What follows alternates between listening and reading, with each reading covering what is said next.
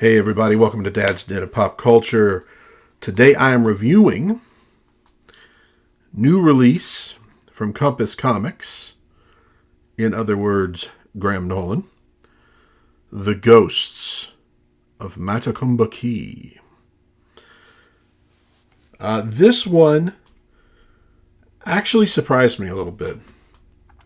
And the reason it surprised me is mostly due to me. I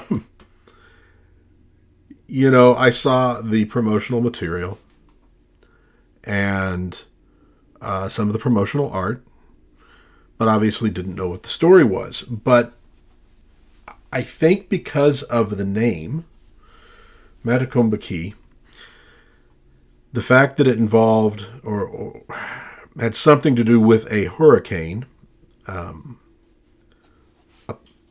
and there were these undead, I think somewhere in my mind I linked together something like Key Largo with Night of the Living Dead. I was picturing something like various people, including some criminals, holed up in some building, ravaged by a hurricane while the undead stalked. That's not this story. And it really didn't give any indication of being this story. So like I say, it was primarily, I somehow had in my head, I think that's what's going to happen. It's not. And I was very pleasantly surprised. Because I'll be honest with you, that sounds like a great story. Try to turn that into many, many, many pages worth of story. Not so much. What you do get here is a genuine story. Now, as usual, I'm not going to spoil it. So we're going to show a little bit from the beginning of the book, and I'll give you my thoughts, sans spoilers. So let's take a look at the title page. And of course, love the nice slick paper, but it is a devil to deal with when you have when you're trying to light a video. Let me see if I can adjust the light so that we still get some advantage from it. Anywho, The Ghosts of Matecumbe, created, written, and illustrated by Graham Nolan, colored by Gregory Wright, lettered by Carlos Mangual. Cover A, Graham Nolan and Kelsey Shannon. Cover B, creature features and black and white covers, Graham Nolan. Cover variant, Kelly Jones and Gregory Wright. So, Ghosts of Matecumbe number 1, January 2024. And we begin with a security guard and his dog on a construction site, 12:15 a.m., Upper Matecumbe near Isla Morada, Florida. And the security guard, who, if you look real closely, his name is Tibert or Thibert. Maybe it's Thibert. No, it is Tibert because that's Art Tibert. Graham puts a lot of his friends in little places in this book. The dog's barking. He goes out to see what it is, and he sees this man who is asking, "Where is she?" I love this, by the way. Graham has a definite understanding of cartooning, of comic strips that has that feel. And the guy keeps saying, "Where is she?" And he's like, I don't know what you're talking about. You're not supposed to be here. And all of a sudden the guy disappears, and now you have this sort of zombie behind him. Where is she? Yipes. Now we go to 12:45 a.m. in the Everglades. And we got this, sort of old stoner out there hunting. Took a shot at a croc and missed. And he witnesses an airplane crashing. Ba-ba-boom. And he goes to take a look and finds some packages of a white powder.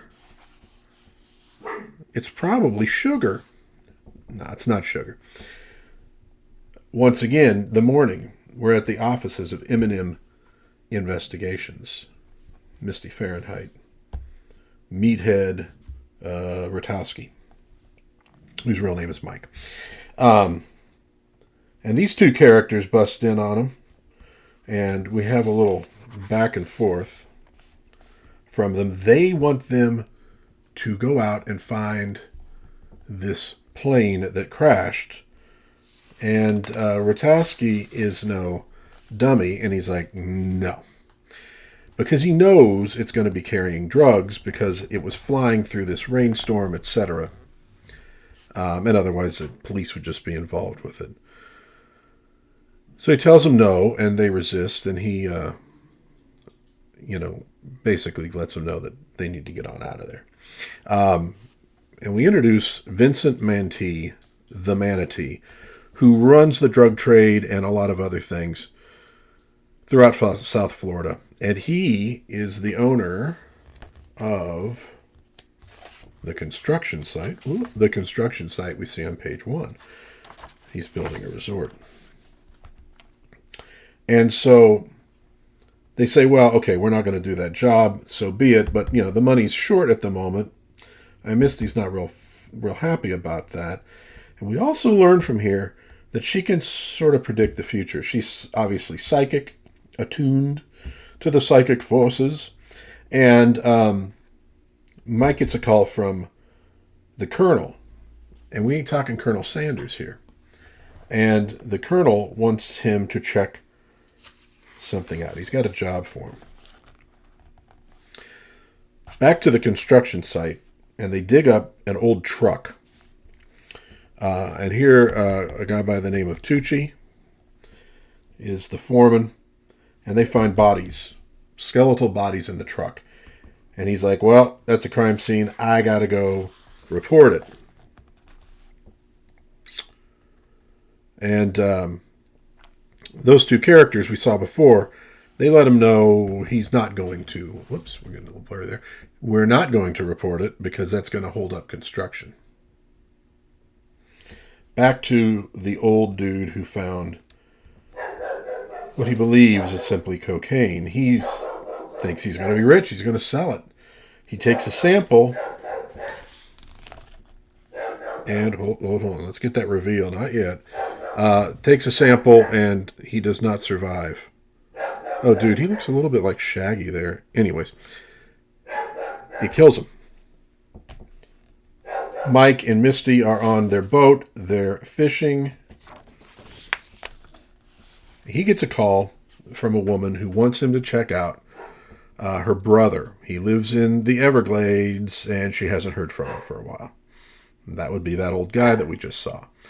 And that's what draws these two into this mystery. He says, sure, we'll go check it out. Not a problem. Which they do while these two jokers are out looking for them. And are also looking for him because they've figured out kind of where the drugs are. So they come in and they discover his dead body. And immediately, or almost immediately, Misty is seeing him as a ghost. Mike cannot see that. And then these guys bust in with their guns. And they are chased away by the ghost when Misty explains, hey, these are the guys responsible for the drugs that killed you. And Mike, of course, is like, what just happened? And they go report to the Manatee what has happened. And he's pretty PO'd. Except they don't tell him about the ghosts. Oh, they got the drop on us with guns, yada, yada, yada. Okay, so that's going to start everything off for the ghosts of Matecumbe Key. I don't want to go further in because it's going to spoil it for you. But I do want you to at least see the fact that the art is gorgeous in this book. It is excellent. Graham Nolan's an excellent artist, so that's not a surprise. It's awesome. And so what we actually end up with is a detective story, a ghost story, a love story, and a really nice setup to two very cool characters who are part of the larger Compass Comics universe. Because we get a little reveal at the end that ties in with some things. And that makes me very happy because it's, ties in with things that I've also really enjoyed. And we also at the end get a little teaser for the next thing he's publishing, Escape from Monster Island. And I love this universe that he's setting up. That it's almost like if you took, the old DC books, like, God, there'll probably be a Marvel one stuck in here because I'm trying to remember what they were, but like House of Mystery and, all of the stuff they did that were like the horror anthologies but also like the detective stories and stuff like that, and made a universe out of them. Not a superhero universe, a supernatural universe, but not like, it's not like, I don't know, the kind of X-Files or sparkly vampire stuff that we've gotten so much of lately. It's more grounded in, I don't know, in a different kind of supernatural horror with the detective action aspect. It's like, I think I described when I was reviewing the Joe Frankenstein books. I'm like, this is like, I don't know, it's like Jonny Quest. It has that Jonny Quest vibe, and slightly different vibe in this book, but it fits into that whole scheme. You're just going, God, these would be so cool as movies and cartoons, except they'd probably be ruined. So I'm really happy they're comic books and that Graham has control of them, because this dude, he can write a good yarn. And like I said, the art is exceptional. Exceptional. So I know that's kind of a quick review, but I do not want to spoil things. And if I go much further and get deep into it, I probably will spoil things. But I will say, Meathead there, cool character. He's like a former MMA fighter, fought in Iraq, so he's, the tough guy and all that stuff. But I got to say, Misty really was the standout for me. She's very cool, and okay, yes, I know the pinup arts, yes, obviously very impressive, but no, just a very cool character with the sort of, you'd almost call him like passive psychic powers, right? So it's not like, it's not like Professor X or Jean Grey or anything like that, but she can see these spirits, and she could, read objects and sort of see images from the past that helps put it together, that works into the detective story and works in pretty darn well. But she's a very cool character. I like her attitude. Yeah, she's very cool. I was a big fan right off the bat. I can't wait to see what happens with these characters and with the wider universe. And there's a point where she does mention kind of like, like something's coming, like things are building just a little bit. They don't dwell on it, but you get that feeling of like, oh yeah. We're going to see these characters dealing with some bigger events here as these various series continue. I'm totally in on Compass Comics. I'm enjoying everything I've read from them. I have backed the new Monster Island book. Well, I think he's doing first the reprint, and then it's going to be the new one, and I'm down with that too. It looks like a lot of fun. It's kind of like kaijus. It's kind of like the Kirby monsters of, pre and even post superhero Marvel. It's got all those kind of things going for it. Very groovy stuff. And, man, look, get a little close up here if we can. This is exceptional work. It's a style of art that I miss. I feel like you get something similar with Aaron Lopresti's books. It's so good. It doesn't have, and this is not a criticism, it doesn't have the sort of the anime tinge, which I don't necessarily mind, but it seems like it's gotten into everything. And there's an older style of American art that I like better, And you get that here, but it also doesn't have that uber extreme 90s pouches, distorted bodies thing going, which was one of the things that kind of got me out of comics. Love the art style that you get from Graham and from Aaron Lopresti. And it's fully on display in this book. Very cool. And it's for something that is obviously dealing with the supernatural, it's grounded as well into sort of that, detective story element. So there you go, folks. Ghost of Matecumbe Key. If you've read it, maybe leave a comment in the comments there. Leave a comment in the comments. Let me know what you thought about Ghost of Matecumbe Key, fan, or you got problems with the story. I like that. The story to me, I think it holds together rather well. And definitely works as a setup to the things to come. You get a good introduction to the characters. And there's a satisfying ending and a satisfying epilogue as well. Satisfying to me.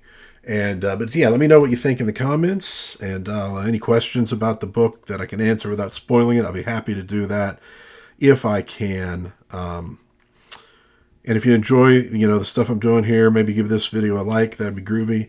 Maybe think about subscribing. Maybe share with a friend. All that good stuff. Until next time, God bless everybody. Be kind to one another. Have some fun. Get Ghost of Matecumbe. Actually, can you anymore? Might be secondary market at this point. I'm not sure if he's going to have this right away, like for sale on his website or anything, But maybe, if this looks intriguing to you, might want to look into that Monster Island, campaign he has going right now. Get in while you can. But I will see you next time in Dad's Den of Pop Culture. Bye-bye.